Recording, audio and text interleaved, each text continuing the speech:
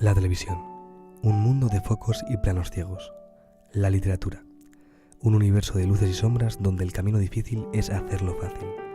Descender a los infiernos es, para el que escribe, una carretera tortuosa, llena de obstáculos y sin un solo punto de parada. Entre cámaras, lo fácil es caer a esos infiernos que día tras día seguirán con las almas de periodistas convertidos en actores. Por suerte para nosotros, cavernícolas, hoy tenemos el placer de tener aquí a alguien que vivió tras la cámara y ahora tras la tinta y la pluma. Hoy se adentra en la cueva Javier Mayoral. Bueno, primero bienvenido, Javier Mayoral. Bien hallados. Muchas gracias por estar aquí, por entrar en la cueva. Gracias a vosotros. La cueva tiene resonancias platónicas y aquí en la Facultad de Ciencias de la Información es un gusto. Y hoy que estamos en esta cueva que es Inforradio, aquí en la Facultad de Ciencias de la Información de la CREF, profesor. ¿Qué tal una entrevista en casa? ¿Cómo se nota una entrevista en casa? Bueno, yo no me acostumbro a que el entrevistado sea yo.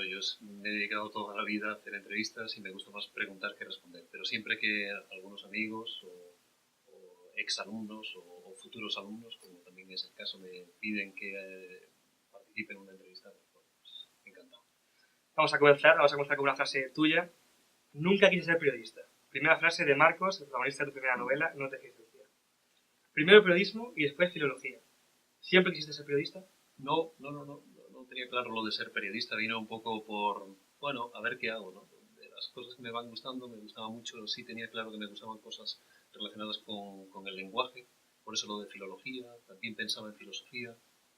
Y en tercer lugar estaba ahí la posibilidad de estudiar periodismo.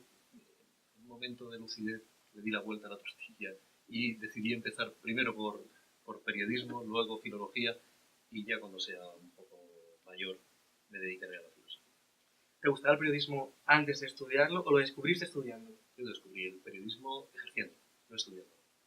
Hubo un profesor muy importante para mí que se llama, está vivo, Bernardino Martínez Hernández. Un tipo interesantísimo. Daba clases en esta facultad y yo tuve la suerte de tropezar con él en la asignatura de redacción periodística. Y de repente ahí empecé a notar que, bueno, esto que había elegido en primer lugar, periodismo, tenía cierto interés. Me gustaban las cosas de la asignatura de Bernardo. Y luego ya cuando ya salí de la facultad y empecé a trabajar y demás, y vi que había la posibilidad, que la profesión del periodismo te daba la posibilidad de contar historias de la gente y no hacer relatos sobre tu propia vida, eso me pareció que era estupendo, una profesión estupenda. Me gustó, me sentí bien contando historias. Siguiendo esta línea de contar historias, no te consideras escritor y en todo caso permites que te llamen escritor de rebote, pero en los tiempos que corren escribes una novela sobre periodismo, te la publican y la gente la compra. ¿Cómo nace? ¿Por qué nace No te fíes del cielo? No te fíes del cielo es una novela, bueno, no sé si es una novela para empezar, la verdad, no sé si es una novela.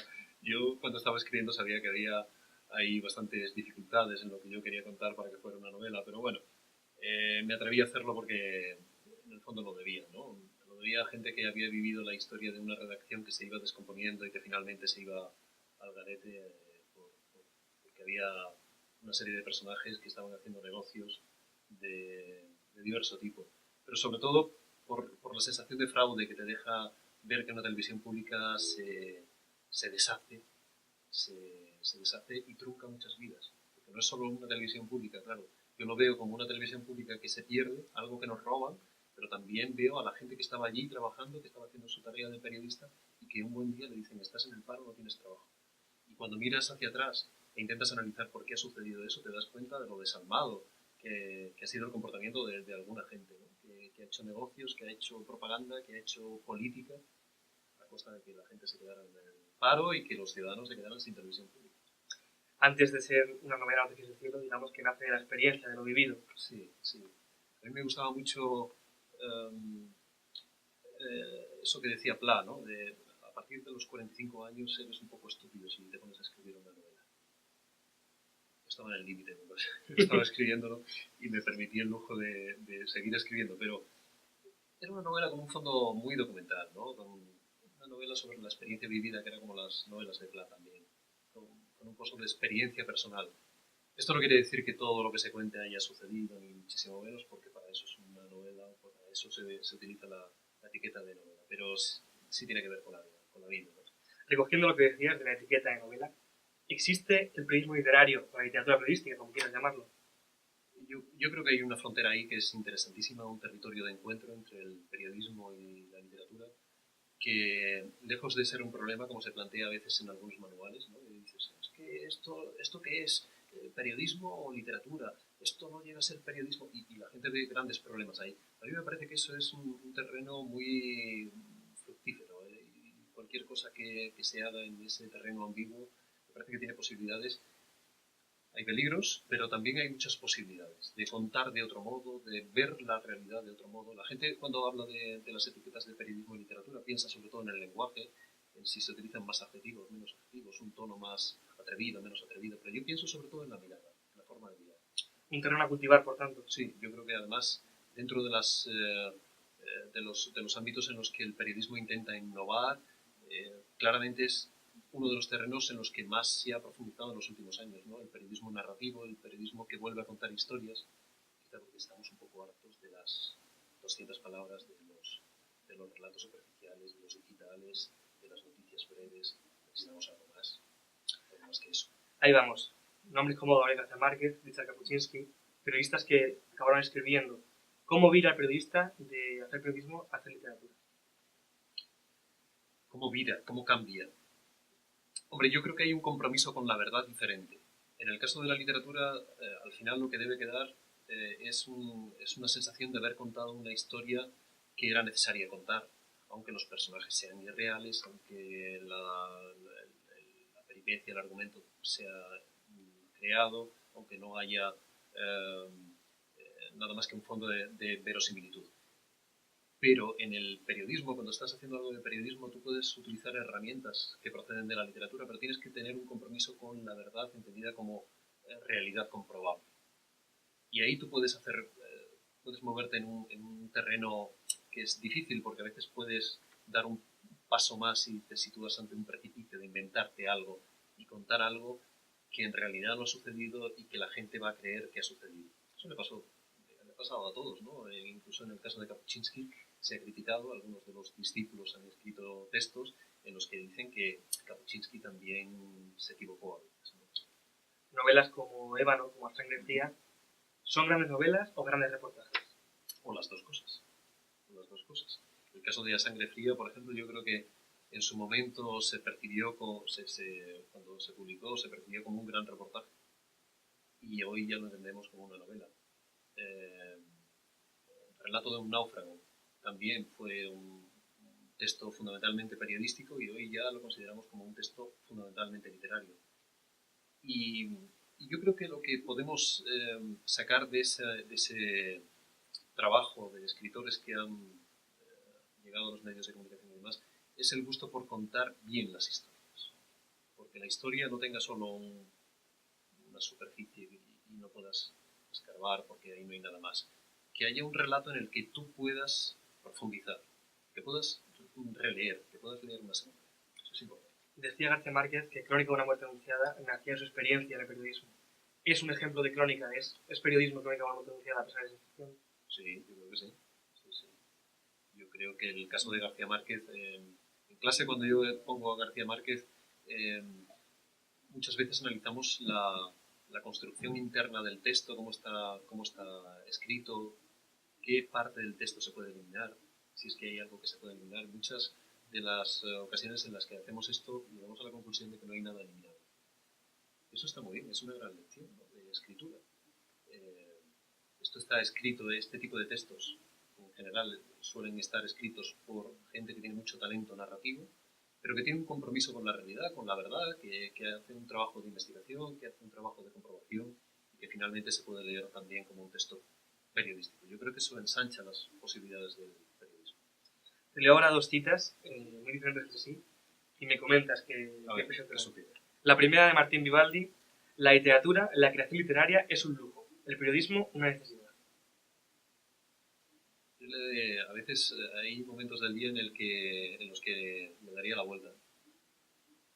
Y yo creo que la literatura también es una necesidad. Y el periodismo a veces es un lujo. Tal y como están las cosas, es un lujo. Yo tengo la sensación de que hay muchos medios de comunicación que están construyendo un relato que no sé si se puede considerar del todo periodístico. La siguiente es muy diferente de Oscar Wilde, pero se pregunta, ¿cuál es la diferencia entre el periodismo y la literatura? Dice, el periodismo es ilegible y la literatura no se lee. Sí, es verdad. Bueno, hay otra idea de Oscar Wilde que yo creo que hay que tomar para trabajar en periodismo. La idea esta de los personajes estos que son inclasificables, que son peculiares, que son impares, ¿no? que tienen una personalidad tan fuerte, estos son los únicos que hacen avanzar la vida. Los necesitamos, nos parecen pintorescos, nos parecen... Yo creo que esta gente que está ahí a mitad de camino entre la literatura y el periodismo, y que en la redacción son seres extraños a veces, son los que hacen avanzar esos medios de comunicación. ¿Alguna vez te has sentido un ser extraño en una redacción? No.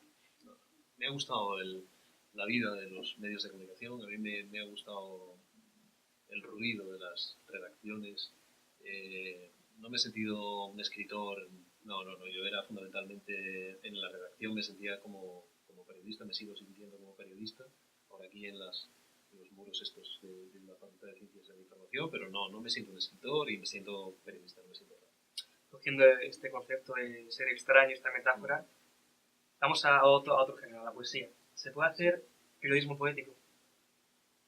Es complicado, es difícil, pero yo diría que se puede hacer, no sé si periodismo poético, pero sí hay cosas de la poesía que son esenciales en el periodismo. Por ejemplo, lo que decíamos antes de la mirada, la forma de mirar. Hay en la poesía una necesidad de mirada limpia, de mirada única, de mirada llena de asombro, que a veces choca con lo que encontramos en el periodismo, ¿no? de esta mirada estereotipada, llena de etiquetas, llena de lugares comunes. Yo creo que el periodismo puede aportar esa pureza en la mirada. Ese movimiento que se dio aquí en España, la literatura, en los 50, 60, esa novela social, esa poesía social, tenía periodismo intrínseco. Hay algunos poemas que recuerdan algo del periodismo, ¿no? De Ángel González, por ejemplo, a mí me gusta mucho, y hay algunos poemas que tienen un ritmo muy periodístico, y hay libros de poesía que yo creo que tienen un tono de cierta frialdad de prosa periodística.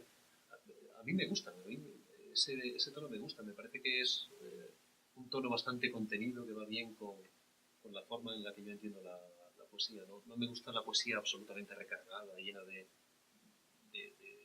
metáforas, saturada de metáforas y un poco esotérica. Me gusta más una poesía más cercana, más liviana y más conceptual. Esa idea de que lo más sencillo se entiende mejor. Sí, y que se pueden decir muchas cosas con la sencillez. Que a veces la complicación y el recargamiento es un poco eso que nos ponemos para evitar la desnudez, para que no seamos del todo nosotros. Vamos a cambiar de registro, vámonos al periodismo de hoy en día, la crisis que dice aquí el periodismo, medios como Canal 8 y muchos otros. ¿La crisis de credibilidad es superior a la crisis económica? Yo creo que es superior y anterior. Teníamos un problema de credibilidad antes de la crisis económica. Y la crisis económica, que ha hecho especialmente daño a los medios de comunicación, ha profundizado esa crisis de credibilidad. Pero la respuesta de los medios es un poco para analizarla, porque ante una crisis económica y una crisis de credibilidad, los medios de comunicación han ido a un relato impactante, cada vez más espectacular, cada vez más buscando las audiencias. Tiene cierto sentido si lo analizamos, pero a medio plazo estamos perdiendo más credibilidad todavía, con esas historias en las que no hay nada más que un titular sugerente, ¿no? ¿Cuántos titulares vemos todos los días? Y cuando pinchas en el clic, haces clic en el enlace y dices, ahí va, pero si esto que me anunciaba el titular no es lo que me cuentan luego. Qué desastre de historia que me están contando, si esto es un fraude. Bueno, has entrado en ese texto, pero igual no vuelves a entrar, porque dices, si esto no tiene valor. Esa crisis de credibilidad de la que hablábamos, no es solo el periodismo ya, derivó en la crisis económica. Bueno, igual fueron procesos que se encontraron, ¿no? Que tenían orígenes diferentes. Es verdad que desde los años 80 la credibilidad de los medios iba decreciendo. Aquí en España quizá no son procesos comparables, pero En los 90 ya empezó a pasar, recordad lo que pasó con las primeras televisiones privadas, la búsqueda del espectáculo en las televisiones privadas y demás. Y luego los medios de comunicación digitales que ya no están sometidos a las audiencias trimestrales del Estudio General de Medios, sino que es una audiencia que se busca día a día con los pinchazos. Bueno, todo ha confluido, digamos, y en los medios de comunicación hay un problema gordísimo. Hay un problema gordísimo de credibilidad. Yo tengo la sensación de que la gente ya no está utilizando los medios de comunicación para informarse, sino para confirmar puntos de vista previos, estoy escribiendo ahora una cosa sobre eso, y tengo la sensación de que la información ya no es el protagonista del periodismo. Ya no tiene un papel tan relevante como tuvo. Ahora importa mucho más que yo vaya a un medio de comunicación a participar, a leer, a opinar, a veces incluso a insultar, y a confirmar las expectativas que tenía, muchas veces expectativas ideológicas en relación con eso que se publica. Eso es un problema, yo creo que es un problema. Y algunos autores están pidiendo un regreso a las esencias del periodismo, ¿no? a la confirmación de lo que ha ocurrido, un relato más aséptico posible, si hay subjetividad que sea lo más honrada posible, ¿no? Y algunos medios también han ido por ahí. Yo creo que hay crisis del periodismo, pero también hay alternativas. Hay algunos medios que han ido naciendo y han intentado proponer otro modelo de periodismo. Lo que decíamos nos lleva a la siguiente pregunta. ¿Cómo se regenera el periodismo? ¿Cuál es nuestro futuro? Bueno, eso tenéis que hacer vosotros. Yo confío mucho en la gente joven. Yo creo que la gente joven con la que tengo la suerte de relacionarme, para mí eso es estupendo. Yo cuando veo en clase cómo participáis y las cosas que decís y cómo veis vosotros en el periodismo, sois muy críticos, pero al mismo tiempo creo que tenéis ideas suficientes para hacer ese esfuerzo de regeneración. Yo quizá mi propuesta, quizá por la edad y ya me siento viejo con vosotros, es un poco clásica. Yo sí creo que es bueno volver a ciertos orígenes en el periodismo. Por ejemplo, a la confiabilidad del relato. Yo creo que nos tenemos que ganar la confianza de los lectores, de los oyentes, de los espectadores. Y gran parte de esa pérdida de credibilidad tiene que ver con cosas que decimos y no estamos seguros de que haya sucedido, con opiniones que damos sin estar suficientemente informados, con interpretaciones que hacemos con muchísima prisa y sin la preparación suficiente. Yo creo que los periodistas deben hacer un esfuerzo en esa línea de intentar consolidar los elementos fundamentales del relato periodístico, que son en el relato de lo que ha sucedido, de los hechos, manejar muy bien la comprobación de los hechos, ser muy rigurosos, muy precisos, muy rigurosos, y en el resto de textos ser honrados. No ir a hacer lo que me pide el director que haga, de confirmar la línea ideológica del periódico, sino ser honrado y decir lo que de verdad pienso. Vamos a partir ahora de otra cita, y es que decía Einstein que las crisis eran una maldición porque fomentaban el progreso. ¿Qué piensas de ello? Sí. En cualquier periodo de crisis hay una especie de revolución interior y finalmente llegamos a ideas. Cualquier momento convulso de la historia de nuestro país, ¿no? La crisis del 98, pues la generación del 98 fue una gran generación literaria, ¿no? Y exactamente igual en cualquier otro momento convulso de la historia de nuestro país. Yo creo que es un momento lleno de oportunidades. Para vosotros, lleno de oportunidades. Hasta hace poco, cuando llegabais aquí a clase, hace unos años, estabais un poco así pasivos y veíais la crisis y decíais, no tengo nada que hacer porque no voy a conseguir un puesto de trabajo, no voy a ser periodista. Quizá tenía que ver con una situación anterior de chavales chavales y chicas también, ¿no? A los que los padres, la sociedad en su conjunto le había dado todo lo que quería antes de quererlo incluso. ¿Qué necesitas? Un portátil, te lo compro antes de que lo pidas. ¿Qué necesitas? Un teléfono móvil, te lo compro antes de que lo quieras. ¿Qué necesitas? Te lo doy ya. Y de repente, de un día para otro, llega la crisis. Estamos hablando de hace 6, 7, 2008 en adelante, 9 años. Y te quedas sin, bueno, pero si me lo han dado todo y no he tenido que esforzarme realmente en nada y de repente ahora me dicen que va a ser imposible todo lo que quiero. ¿Esto qué es? Yo noté en las clases esa sensación de pasividad. Los últimos años ya no ocurre esto. Ya os veo con la convicción de que se pueden hacer cosas. Y yo estoy convencido también. El talento y el trabajo es algo que no es como el mar. O sea, el mar embravecido. Esa es la imagen que tengo yo del talento y el trabajo. Esa combinación de talento y trabajo es un mar embravecido. Y lo consigue derribar todo. Lo que se proponga lo va a conseguir. Y eso está en nuestro alcance. Vamos a volver a unir periodismo y literatura. Esta situación que acabamos de describir, si fuera una novela, ¿cómo la titularías? Tempestad. Sí, bueno. Si fuera una novela, hay algunas novelas de periodismo, ¿no? Bastantes novelas de periodismo. Y últimamente más.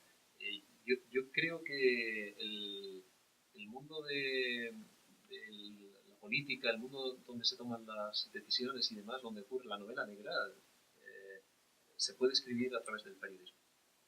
El periodismo empieza a ser un reflejo de lo que ocurre en muchos mundos. Es un mundo muy especular, en el sentido de que es un espejo. Refleja muchos mundos. Hacer una novela sobre periodistas implica hacer una novela sobre política, sobre policías, sobre abogados, sobre trapicheos, sobre la vida en general. Yo creo que hay pocos ámbitos que estén tan cercanos con la sociedad en su conjunto. Vamos ahora a algo plenamente literario. ¿La literatura actual está a nivel del siglo que nos ha precedido, el siglo XX? ¿O por el contrario se ha perdido ese nivel, esa idea del clásico, de un escritor que escribe y se quiere afianzar como un clásico de literatura? Me cuesta juzgar eso, no tengo capacidad para juzgar porque yo tengo caprichos literarios, ¿no? Y no soy un experto en literatura y me cuesta mucho trabajo, pero yo sí creo que hay gente muy notable y con mucho talento y gente muy joven que está escribiendo cosas muy interesantes. A veces en el periodismo y en la literatura el pasado queda un poco embellecido porque tenemos ya la distancia necesaria y vemos coged un periódico hoy de hace 30 años.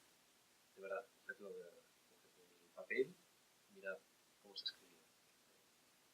Y yo creo que tendremos una sensación muy diferente a la que pensamos que ocurrió, ¿no? Con lo que pensamos que ocurrió en el periodismo de hace 20, 30 años, que contaban las historias muy rigurosas, muy comprobadas. Cuidado, cojamos un periódico y examinemos. Y en cuanto a la literatura, yo creo que si vemos algunos autores jóvenes de nuestros días, tienen un gran talento y desde luego que son comparables a figuras que son muy reconocidas, que ya están identificadas y que, bueno, pues tienen el prestigio, tienen la marca ya consolidada. Pero hay autores, además autores que se mueven también en el terreno entre el periodismo y la literatura. Pongo el caso, por ejemplo, de Antonio Lucas. A mí me parece que tiene un talento enorme y que está escribiendo en un periódico, escribe en El Mundo y que hace columnas y demás. Pero cuando escribe poesía, a mí me parece un autor interesantísimo. Vamos a tomar esa figura del mito que es la que hablabas y te voy a pedir que me digas un escritor y un periodista, o alguien que aúne las dos profesiones. Un escritor y un periodista. Bueno, para eso, Chávez Nogales. Me quedo con Chávez Nogales. Yo recuerdo que cuando yo estudié en esta Facultad de Ciencias de la Información, nadie me habló de Chávez Nogales. No existía. No había Chávez Nogales. Y ahora en clase, de vez en cuando, yo creo que ya todo el mundo conoce a Chávez Nogales, pero yo creo que es el mejor periodista del siglo XX, español, y es al mismo tiempo un gran escritor, con un talento enorme para hacer eso de lo que estáis hablando, el periodismo narrativo, contar historias. Él podía haber sido además un ejecutivo, un jefazo de los periódicos en los que trabajó, sin embargo quiso ser también reportero, además de ejercer como directivo.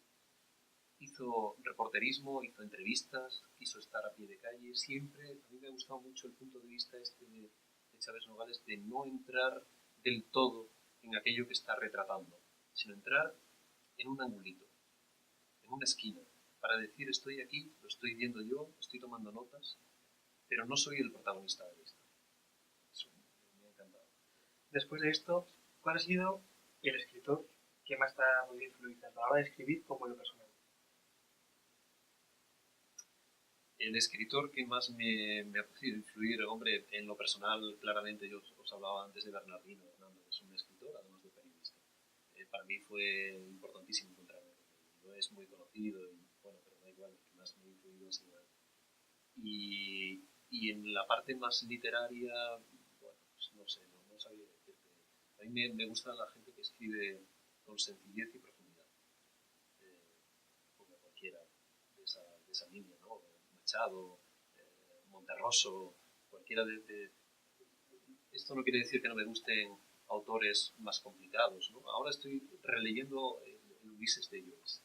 Lo leí con 20 y tantos años y al cabo de 20 y tantos años otra vez vuelvo a releerlo. Pero no me entusiasma. Bien, está muy bien y me doy cuenta de cosas que están en el libro y que me hubiera gustado percibir hace 20 años y te das cuenta de que no has leído ni siquiera lo que has leído, porque yo no recordaba nada, prácticamente nada de ese libro. Pero no es el tipo de literatura que más me gusta. Otra cosa es, pues no sé, Follett, ¿no? También es un autor complejo, complicado. Pues ahí sí me identifico más con el mundo propio de un autor que tiene un mundo propio, un mundo personal. Y se puede aprender de cualquiera, aunque no sea de la etiqueta que más te gusta. Yo he puesto el tipo de literatura que me gusta, pero Philip Roth, que se ha citado mucho ahora con lo del premio Nobel de Literatura.